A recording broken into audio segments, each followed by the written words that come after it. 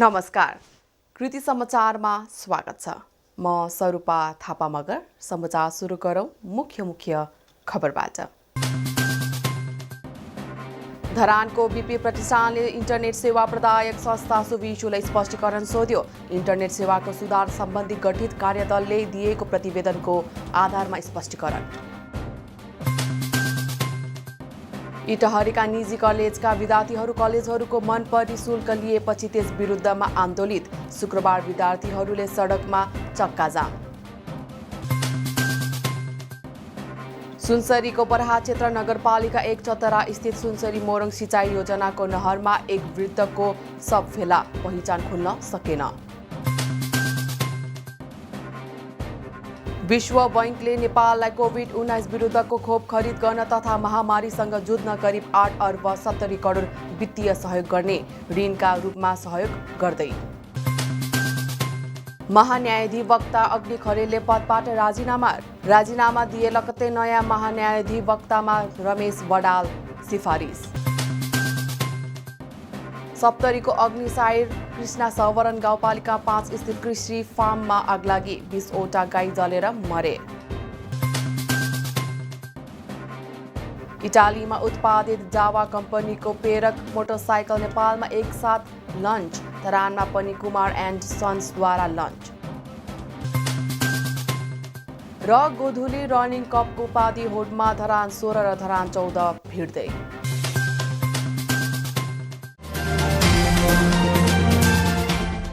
अब समाचार विस्तारमा।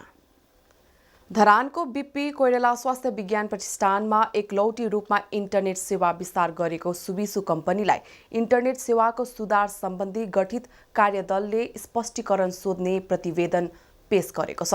इन्टरनेट सेवा प्रदायक संस्था सुविसु प्रतिष्ठानमा 2011 मा भित्रिएको हो।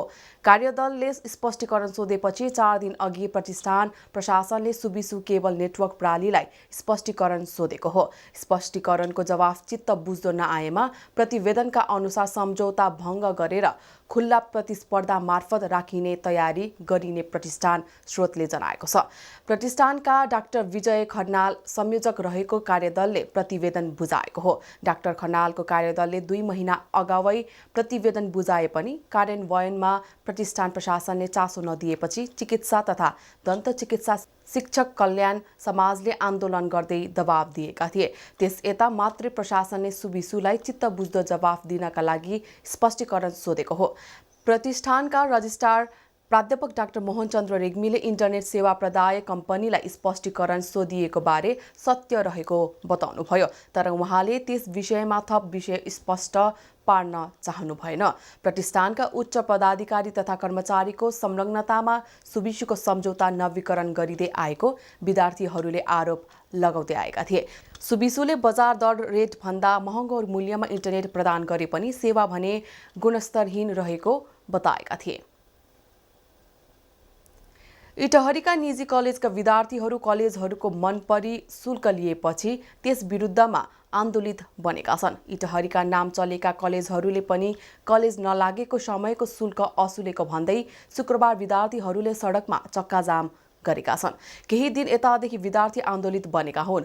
कलेजको ज्यादती र शुल्क वृद्धिको विरोधमा इटहरीका निजी कलेजका विद्यार्थीहरूले शुक्रबार पनि सडकमा प्रदर्शन गरेका छन्। इटहरी उपमहानगरपालिका घेराउमा आएका विश्व आदर्श, कोशी, सुषमा र कस्तुरी कलेजका विद्यार्थीलाई प्रहरीले रोकेपछि उनीहरूले इटहरी चोकमा सडक जाम गरेका थिए। युवा संघका नेताहरूले आन्दोलनलाई नेतृत्व गरिरहेका छन्। उनीहरूले विज्ञप्ति जारी गर्दै विद्यार्थीका जायज माग तत्काल पूरा गर्न माग गरेका छन्। 6 महिना पढाएर 1 वर्षको शुल्क मागिएको भन्दै विरोध जनाएका छन्। आफूहरूले विद्यालयमा नपढेको महिनाको समेत पैसा तिर्न लगाएको हुनाले आफूहरू आन्दोलनमा उत्रिएको विद्यार्थी सिया शर्माले बताउनुभयो। हामीलाई जबरजस्ती गरेर 4 महिना मात्रै 6 महिना मात्रै पढाएर 6 महिना बढी 12 महिनाको पैसा तिर्नुपर्ने हुन्छ नि।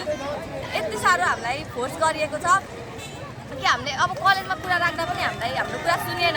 हामीले शिक्षा शाखामा गर्दा पनि हाम्रो कुरा सुनेन। 3 महिनाको हिजो मिटिङ बस्दाखेरि 3 महिनाको घट्छ पैसा भन्दाखेरि पनि किसानले हाम्रो कुरा नमानेर हुन्छ हुँदैन हामी पैसा 1 रुपैयाँ पनि घटाउँदैनौँ भनेर हिँडेपछि हामीले यो कदम उठाउन बाध्य भयो। हाम्रो मङ्सिरदेखि सुरु भएको क्लास अब पुरै अगाडिदेखिकै एकाडेमिक इयरकै पैसा सबै लिनु भन्नुहुन्छ अनि त्यो त भएन सर त्यही भएर हामी अलि निक्लेको आयौँ यता उच्च माविहरूको छाता संगठन हिसानले भने आन्दोलनको कुनै औचित्य नभएको बताएको छ।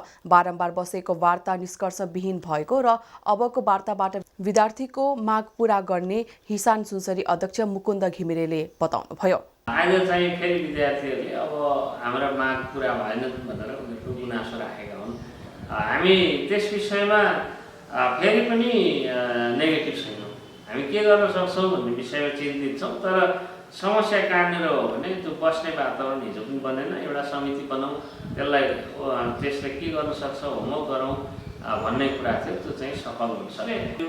यो बिथोलिएको अवस्थालाई चाहिँ मलाई लाग्छ अब हामी अरू केही गर्न सक्ने स्थिति छैनौँ। हाम्रो यहाँ शिक्षकहरू अब हामी पढाउँदैनौँ, हामी पढाउन सक्दैनौँ, यो वातावरण हामी छैन, हामी भोलिदेखि पढाउन सक्दैनौँ भन्दै हुनुहुन्छ।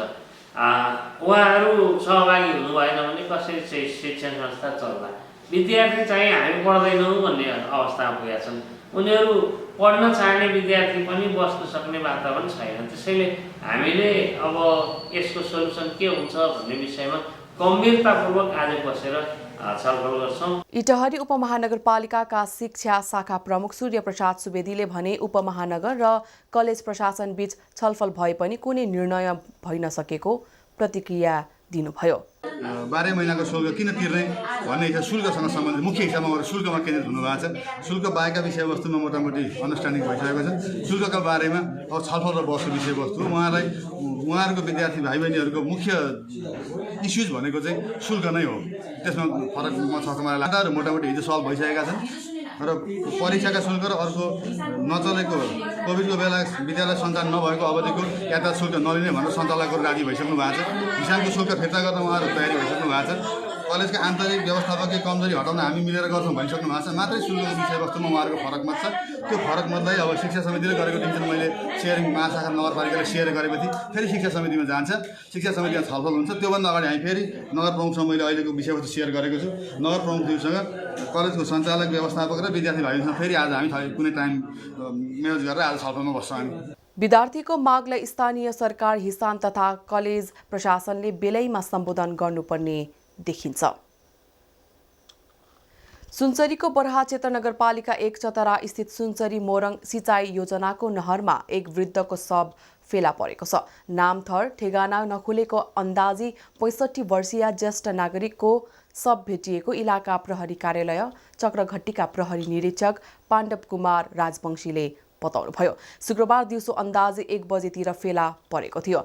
पातलो शरीर, उचाइ 5 फुट 3 इन्च, आकाशे रङको कमिज सुरुवाल लगायत पहाडे मूलका नागरिकको शव फेला परेको छ। लासको प्रकृति मुचुल्का गरी सब पहिचान र पोस्टमार्टमको लागि धरान स्थित घोपा क्याम्प पठाइएको प्रहरीले बताएको छ।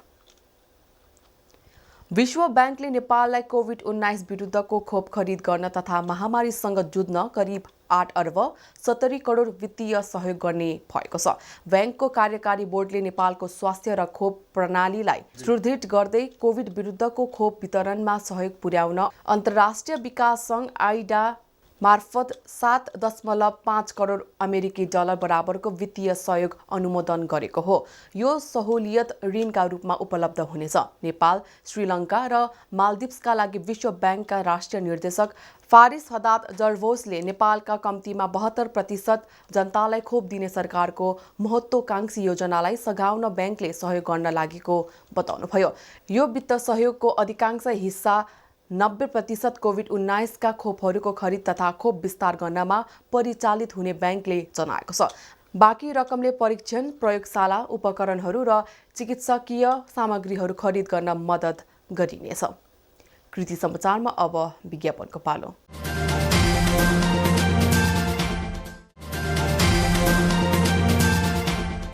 कृति समाचारमा पुनः स्वागत छ। अब बाँकी समाचार।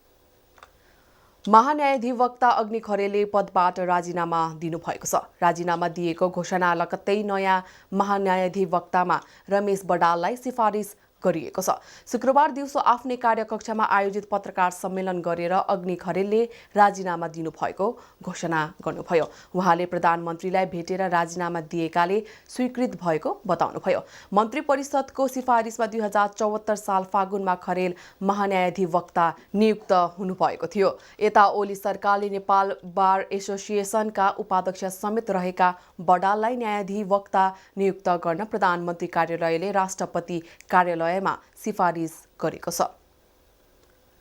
नेपाल तामाङ घेदुङको सुनसरी स्थित दुहवी नगरपालिका कार्य समितिको अध्यक्षमा कृष्ण योन्जन सर्वसम्मत चयन भएको छ। नेपाल तामाङ घेदुङ सुनसरीको अध्यक्ष सुरज लामा पाखरिनको अध्यक्षतामा सम्पन्न प्रथम भेलाले योन्जनको नेतृत्वमा सर्वसम्मत 11 सदस्यीय कार्य समिति चयन गरेको हो। भेलाले उपाध्यक्षमा सन्तोष थिङ र गीता देवी तामाङ, सचिवमा मिलन स्याङ्बो, कोषाध्यक्षमा प्रमिला ब्लोन, सहसचिवमा अमर घिसिङ र सदस्यमा सीता घिसिङ, करेन्द्र कुमार लामा, पेमा लामा घिसिङ, मेलिना मोक्तान र राजकुमार मोक्तानलाई चयन गरेको छ। त्यसै गरी सल्लाहकारमा कृष्ण कुमार योन्जन र अमृत लामा योन्जनलाई चयन गरेको छ। नेपाल तामाङ घेदुङको केन्द्रीय महाधिवेशन यही चैत्र 27 देखि 29 सम्म काठमाडौँमा हुँदैछ। सप्तरीको अग्निसायर कृष्णा सवरण गाउँपालिका 5 स्थित कृषि फार्ममा आगलागी हुँदा 20 गाई जलेर मरेका छन्। शुक्रबार बिहान कृष्णाराम बहुउद्देश्यीय कृषि फार्ममा विद्युत सर्ट भएर आगलागी हुँदा 50 लाख बराबरको क्षति भएको प्रहरीले जनाएको छ। सो फार्ममा 60 मध्ये 20 गाई जलेको इलाका प्रहरी कार्यालय कञ्चनपुरले जनाएको छ। तीमध्ये 10 गाई घाइते भएका छन् भने 30 गाई हराइरहेको फार्मका सञ्चालक मनोज कुमार शाहले बताउनुभयो। आगलागीले फार्मको घरसहित गाईलाई खुवाउने अन्नपात समेत जल्दा करिब 50 लाख बराबरको क्षति भएको पीडित परिवारले जनाएको छ। सो आगो निभाउने क्रममा फार्मका अर्का सञ्चालक दीनानाथ शाह घाइते भएका छन्। उनको स्थानीय अस्पतालमा उपचार भइरहेको प्रहरीले जनाएको छ। इटालीमा उत्पादित जावा कम्पनीको प्रेरक मोटरसाइकल नेपालमा एकसाथ लन्च गरिएको छ। धरानमा कुमार एन्ड सन्सले सञ्चालनमा ल्याएको जावा सोरुम धरान 8बाट शुक्रबार लन्च गरिएको छ।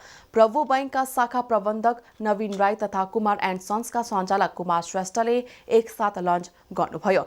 बिक्री प्रारम्भ भने आउँदो साताबाट सुरु गरिने कम्पनीका सञ्चालक श्रेष्ठले जानकारी दिनुभयो। जावा कम्पनीको 2 पाङ्गी सवारीलाई नेपालमा अग्नि मोटो इन्क प्रणालीले भित्राएको हो।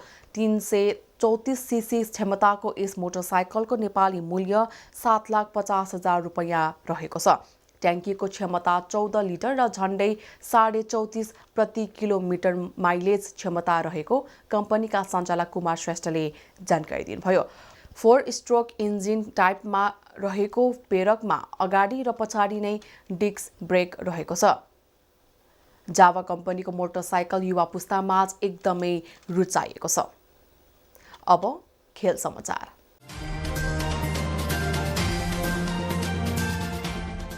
गोधुली रनिङ कपको उपाधि होडमा धरान 16 र धरान 14 भिड्ने भएका छन्। धरान 16 एकपटक सहित 4 पटक उपाधि होडमा पुगेको वाडा हो भने धरान 14 पहिलो पटक उपाधि होडमा पुगेको छ। यसअघिको 19औं संस्करणमा धरान 17सँग सेमी फाइनलमा पराजित भएर फर्किएको थियो। धरान 14 रक्षात्मक रूपमा खेल्ने तयारीमा लागेको धरान 14 का टिम व्यवस्थापक विकास राईले बताउनुभयो। 21औं संस्करणमा धरान 14ले हालसम्म 3वटा खेलमा टाई ब्रेकरबाट आफूलाई फाइनलसम्म पुर्याउन सफल भएको छ। उसले धरान 11, धरान 18 र धरान 19लाई टाई ब्रेकरमा पराजित गर्दै फाइनलमा पुगेको थियो। यता धरान 16 भने 7औं, 13औं, 20औं र 21औंमा उपाधि होडमा पुगेको वडा हो। उसले हालसम्म 19वटा गोधुलीमा सहभागिता जनाइसकेको छ। 2058 सालको 8औं संस्करण भने प्रतिबन्ध लागेका कारण खेल्न सकेन। यस पटकको उपाधि होडमा आइपुग्न उसले धरान 7, धरान 6, धरान 15 र धरान 17लाई हराउन सफल भएको छ। टिम प्रशिक्षक श्यामकुमार लिम्बुका अनुसार आफ्नो टिमको रक्षा पंक्ति र मिडफिल्डमा राम्रो रहेकाले जित्ने आशा रहेको बताउनुभयो। धरान 16 भने निर्धारित समयभित्रै जित्ने लक्ष्य राखेर मैदानमा उत्रिँदैछ भने धरान 14 टाई ब्रेकरमा पुर्याएर हराउने योजनामा रहेको छ। धरान 14 हालसम्म 7 पटक गोधुली रनिङ कपमा सहभागी बनेको वडा हो। उपाधि विजेताले नगद 1,11,111 र उपविजेताले 55,555 रुपैयाँ सहित रनिङ ट्रफी, मेडल र प्रमाणपत्र पाउनेछ। कृति समाचारको अन्त्यमा पुनः एकपटक मुख्य खबरहरू। धरानको बीपी प्रतिष्ठानले इन्टरनेट सेवा प्रदायक संस्था सुविशुलाई स्पष्टीकरण सोध्यो। इन्टरनेट सेवाको सुधार सम्बन्धी गठित कार्यदलले दिएको प्रतिवेदनको आधारमा स्पष्टीकरण। इटहरीका निजी कलेजका विद्यार्थीहरू कलेजहरूको मनपरी शुल्क लिएपछि त्यस विरुद्धमा आन्दोलित। शुक्रबार विद्यार्थीहरूले सडकमा चक्काजाम। सुनसरीको बरहा क्षेत्र नगरपालिका 1 चतरा स्थित सुनसरी मोरङ सिँचाइ योजनाको नहरमा एक वृद्धको शव फेला, पहिचान खुल्न सकेन। विश्व बैंकले नेपाललाई कोभिड-19 विरुद्धको खोप खरिद गर्न तथा महामारीसँग जुझ्न करिब 8 अर्ब 70 करोड वित्तीय सहयोग गर्ने ऋणका रूपमा सहयोग गर्दै। महान्यायाधिवक्ता अग्नि खरेलले पदबाट राजीनामा दिए लगत्तै नयाँ महान्यायाधिवक्तामा रमेश बडाल सिफारिस। सप्तरीको अग्निसायर कृष्णा सवरण गाउँपालिका 5 स्थित कृषि फार्ममा आगलागी, 20 वटा गाई जलेर मरे। इटालीमा उत्पादित जावा कम्पनीको प्रेरक मोटरसाइकल नेपालमा एकसाथ लन्च। धरानमा पनि कुमार एन्ड सन्सद्वारा लन्च। र गोधुली रनिङ कपको उपाधि होडमा धरान 16 र धरान 14 भिड्दै। हवस् त कृति समाचार यति नै। कृति टेलिभिजन हेर्दै गर्नुहोला। नमस्कार।